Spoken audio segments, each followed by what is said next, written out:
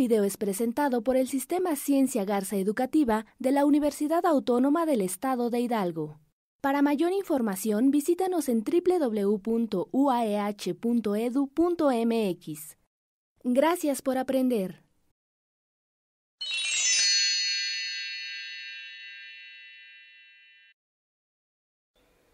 Bienvenidos a la Universidad Autónoma del Estado de Hidalgo, al Instituto de Ciencias Económico-Administrativas. El día de hoy nos encontramos en el programa educativo de administración, en donde hablaremos un poquito de la demanda agregada, un componente que forma parte de la macroeconomía. En este caso, doctor Danedo Ávila, profesor investigador, y la asignatura corresponde al periodo julio-diciembre 2018. Microfundamentos de la macroeconomía. Hemos escuchado este tema y este concepto, pero ¿a qué nos lleva o por qué es importante hacer un análisis de lo que es la macroeconomía? Uno de los elementos primordiales para entender a la economía. En este caso, se tiene que tener una comprensión adecuada y la importancia de la teoría económica, sobre todo para que los alumnos puedan ver la relación que hay con su formación profesional. En este caso, a nivel licenciatura, les tiene que quedar claro básicamente cuál es la comprensión, la interpretación y el manejo, sobre todo el manejo de los grandes agregados macroeconómicos, los cuales estarán presentes en el ejercicio de su carrera profesional. En este caso, corresponde el día de hoy al tema de demanda agregada. En el caso de la demanda agregada, por ahí hay diferentes formas y métodos para calcularlo. Uno de ellos es a través de la suma de las demandas individuales, pero también es importante sobre todo para entender por qué las economías atraviesan por una recesión y una depresión. Entendiéndose por una recesión el aumento en el empleo, y en este caso pues haremos referencia a que entonces hay una disminución en la renta. Entonces, por otro lado, decimos entonces hay una disminución en la renta y por consecuencia hay un aumento también en el empleo derivado de eso. Hay dos formas de clasificarlo. Por un lado, tenemos que hay una recesión, como lo nombran algunos economistas, suave, que quiere decir que bueno, el aumento es menos que el aumento que se está dando en el desempleo. Pero también este fenómeno se puede dar como depresión. En este caso, la depresión, como por ahí lo que hemos escuchado hablar, pues es una recesión grave. Básicamente nos tenemos que hacer algunas de las preguntas cuando hablamos acerca de la recesión o de la depresión, o como les habíamos comentado, una recesión grave. ¿Por qué se dan las fluctuaciones en el corto plazo? Es decir, hablamos que el PIB atraviesa por un ciclo económico. ¿Y por qué se dan estos cambios? Bueno, pues tenemos que hacer referencia a lo que es la política económica. En la política económica vamos a tratar todos estos temas y por qué las variables se comportan de esta manera. También haremos referencia a por qué y qué quiere decir una recesión y una depresión y por qué la consecuencia es tan grave en lo que se refiere al desempleo. Pero también tenemos el objetivo y tenemos la herramienta. ¿Cómo podemos hacer para que se pueda reducir utilizando la política económica y sobre todo reducir o acortar su temporalidad? ¿Qué variables intervienen? Bueno, básicamente nos vamos a encontrar que para atender esta problemática nos vamos a encontrar con lo que es el Producto Interno Bruto. Aquí hay que hacer referencia a que nos vamos a referir básicamente al Producto Interno Bruto, pero al real. El desempleo va a ser una de las principales variables que se va a ver afectada cuando hay una disminución de la renta. Otra variable que también se ve afectada pues van a ser los tipos de interés. Recordemos que al hablar de tipos de interés tenemos nominal, real, básicamente. Los tipos de cambio, tenemos el tipo de cambio en ventanilla, ¿sí? El nominal por ahí, el spot, bueno, son de los principales. El nivel de precios, como lo hemos comentado, el nivel de precios hace referencia a que hay un aumento, entonces un aumento que se generaliza y eso pues a su vez lo hemos escuchado con el nombre de inflación. Y estos son de las principales variables. ¿Cuál es la herramienta para atender y poder dar solución a esta problemática que estamos viviendo? Bueno, pues como habíamos dicho, se hace a través de la política económica. Y básicamente nos vamos a hacer referencia a lo que es la política fiscal y la política monetaria. En este caso podemos tener una política restrictiva o expansiva según sea el caso. Las fluctuaciones económicas no las podemos predecir y son irregulares. Depende del contexto económico que esté atravesando, que esté viviendo el país. Esto se puede deber a problemas sociales, problemas económicos, problemas políticos, es decir, no se puede atribuir que la problemática básicamente se debe a una situación en específico, ¿ok? En economía lo llamamos como ciclo económico, es decir, vamos a ver que tenemos una etapa de auge, una etapa de crisis, una etapa de recesión, depresión y recuperación. ¿De qué se trata? Pues de que este ciclo se vuelva lo más corto en lo que se refiere a su temporalidad. Pero, bueno, básicamente, como habíamos dicho, el PIB real es el que va a utilizarse para este análisis.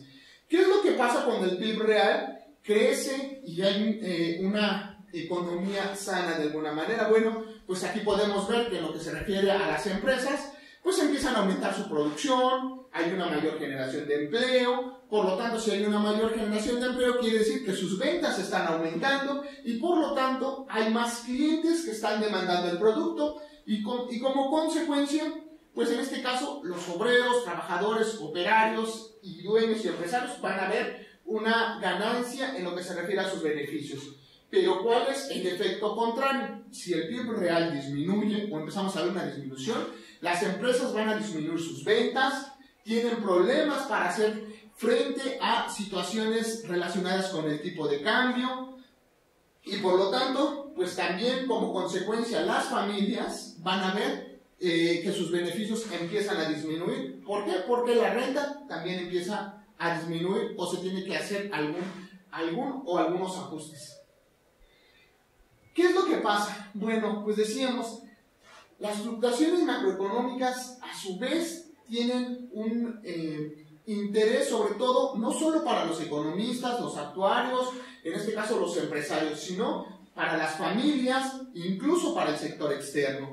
En este caso observamos que, pues quiere decir que hay una recesión en la economía y si hay una recesión en la economía está disminuyendo la producción, la renta y por lo tanto se está dando un aumento en el desempleo. En este caso tenemos que ver que la sociedad gasta menos, consume menos, por lo tanto, pues bueno, eso es en lo que se refiere a la familia, a la sociedad. Por otro lado, los empresarios, si son empresas que se dedican a la venta de viviendas, van a ver disminuidas sus ventas. En el caso del sector automotriz y básicamente la venta de automóviles, también van a disminuir. ¿Por qué disminuyen? Pues porque las personas no tienen suficiente liquidez para hacer frente a estas situaciones. Y por consecuencia, pues la producción también va a disminuir y se va a ver una disminución a nivel nacional del Producto Interno Bruto en términos reales. ¿Cómo podemos ver el impacto o esta disminución en el desempleo? Bueno, pues básicamente tenemos que la tasa de desempleo aumenta para las empresas. Si aumenta la tasa de empleo, quiere decir que tienen una estabilidad. Si no se da eso, quiere decir que las empresas tienen problemas en términos de productividad y que está sucediendo algo en la economía del país. Esto lo podemos analizar con la ley de Okun. La ley de Okun nos va a decir cómo se está comportando el desempleo. Para calcularlo, vamos a tener la siguiente formulita, que no es más que un producto en el cual tenemos que la variación de la tasa de desempleo va a ser igual a menos un medio, que multiplica la variación del Producto Interno Bruto real, menos un 3%, que es la tasa media anual. En este caso, partimos de dos ejemplos. Si en este caso el Producto Interno Bruto crece a una tasa media del 3%, quiere decir que no hay movimientos en el desempleo, es decir, permanece. Pero ¿qué tenemos si la economía crece más del 3%? Es decir, estamos hablando que ahora hay un crecimiento del 5%. Si habíamos dicho que la tasa media era del 3%, estamos diciendo que hubo un aumento del 2%. Y por lo tanto, ahora podemos decir que la tasa de desempleo está disminuyendo 1%. Esto es cuando hay un aumento de un periodo a otro superior a la tasa media del 3%, que lo habíamos visto en la formulita. Pero ahora tenemos el caso contrario. Si el aumento no se da por encima del 3%, que es el promedio, se da, es decir, menos, hablamos de un 1% de un periodo a otro, entonces estamos viendo que el desempleo ahora está aumentando. El desempleo está aumentando un 2%. Entonces, pues es muy sencillo hacer este análisis, porque la consecuencia es que pues hay una disminución en lo que se refiere a la producción. Y bueno, nosotros esperamos siempre estar por lo menos en el primer escenario, que el primer escenario nos hace referencia a que, pues bueno, no aumenta en este caso la producción, pero el desempleo en este caso se mantiene a la misma tasa que se venía trabajando. Lo ideal en una economía, ¿sí? En una economía como la nuestra, pues sería que hubiera un aumento del Producto Interno Bruto real, para que entonces se pueda tener una disminución en el desempleo. ¿Qué diferencia tenemos? Porque aquí también vamos a ver qué sucede en el corto plazo. Habíamos dicho que el ciclo económico tiene que ser lo más corto, es decir, para que las economías se vayan recuperando. Si hablábamos que el ciclo económico es muy largo, pues entonces la economía va a tardar en recuperarse y pues bueno, va a tener el efecto, el problema va a ir en cadena hacia otras variables. En este caso, pues bueno, es necesario hablar, habíamos dicho que es el Producto Interno Bruto Real, y hacer la diferencia en términos reales y nominales. En este caso, pues bueno, para cuestiones estadísticas, siempre se nos proporcionan, también se nos proporcionan índices, pero en el caso de que se quiera hacer un análisis de la demanda agregada, entonces tenemos de recurrir a cifras reales, ¿ok? En este caso, pues bueno, estas variaciones, pues bueno, es importante hacer énfasis que, bueno, nuestras instituciones de información o bases de datos nos proporcionan los dos Productos Interno Bruto, tanto en términos nominales y reales.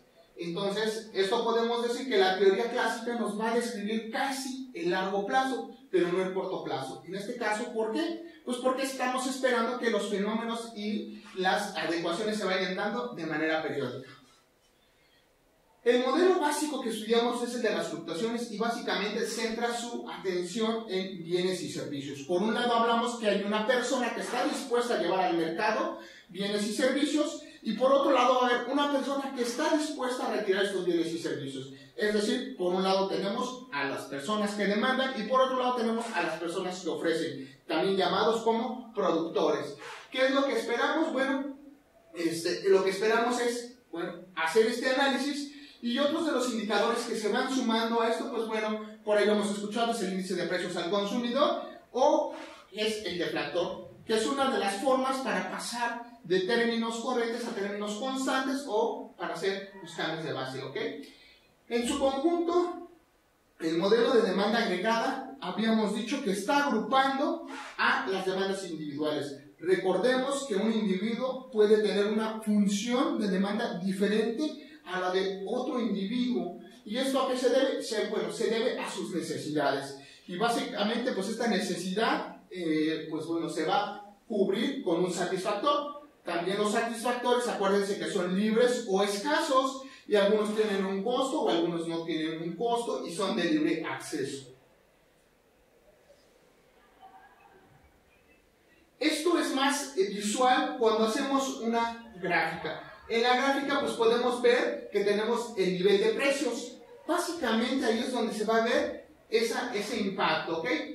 Y básicamente pues bueno, lo que tenemos al final es una curva de demanda y oferta. Características de una curva de demanda: tiene pendiente positiva, es inversamente proporcional. ¿Qué quiere decir esto? Que si sube el precio, de manera automática la cantidad disminuye. ¿Por qué? Porque las personas, las empresas, la familia, el gobierno no tienen liquidez para hacerle frente a este problema. Y por otro lado tenemos a la curva de oferta. En el caso de la curva de oferta tiene pendiente negativa y nosotros podemos ver que si sube el precio, cómo se está comportando la cantidad que se produce. En este caso, recordemos que se requiere de que haya más clientes para que las empresas puedan mantenerse en el mercado, y en este caso también acuérdense que lo que podemos también vender es un servicio, ¿ok?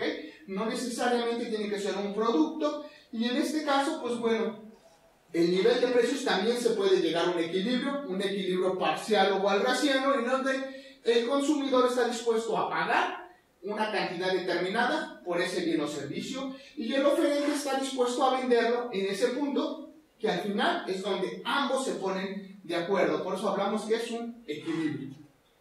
Y pues bueno, el día de hoy es la introducción, sobre todo en una variable que nos interesa y que básicamente es el desempleo y el empleo, y esperamos que, bueno, que el salario aumente, pero recordemos, y como pudimos observar, está muy relacionado con el Producto Interno Bruto y con la producción.